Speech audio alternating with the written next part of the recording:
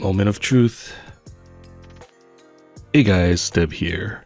After a month of painting, I'm finally assembling the Phantom. As expected, it was a good amount of masking, but it also wasn't unreasonable. There were some parts that needed multiple steps of masking, but overall, it was a really exciting experience. As for the final assembly, I've tried making the process as smooth as possible. I start by assembling the legs so I can get it pinned on a display base. It can stand on its own, but its small feet and heels make it really easy to topple over. By making it more stable, I can add everything else onto it after. There's also the added bonus of letting me move the kit without having to touch it directly. Even with glue and pins, I don't feel too comfortable putting my hands on it. I'm most likely going to be keeping this one in a glass display. Regarding glue, I recommend a thick gap-filling type. Its viscosity prevents it from running, and the slower setting time comes in clutch when making adjustments.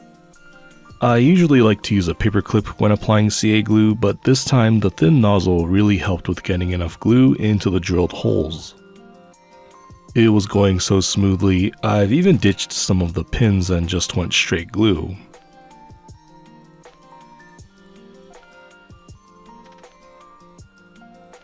Nice. One thing I might advise is to be very careful when using glue with gloves on.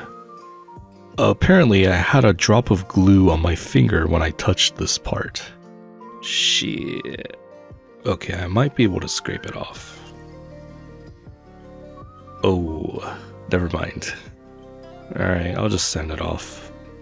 Luckily, I didn't have to sand through too much paint, which made for an easy fix.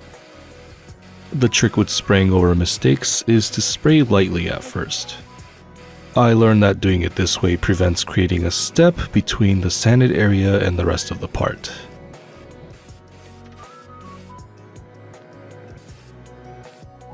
Just like that. Then I leave it at the booth for a few hours to dry. I don't want to lose momentum, so let's keep building. Damn, check out this head. A nice thing I've noticed about these fixed pose kits is that I don't have to worry too much about paint scraping. With Gunpla, there's a degree of caution I have to exercise when putting together painted joints and moving parts.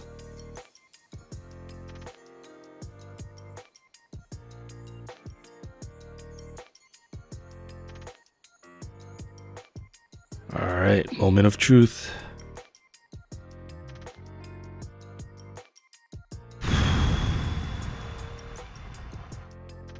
Oh, finally. The Red Phantom is complete.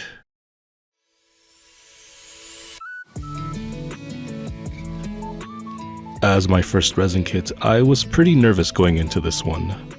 But it turns out a lot of fundamentals from Plomo carried over very well. If you're interested in more of my process on the Phantom, I'll be uploading a full build video, probably by next week.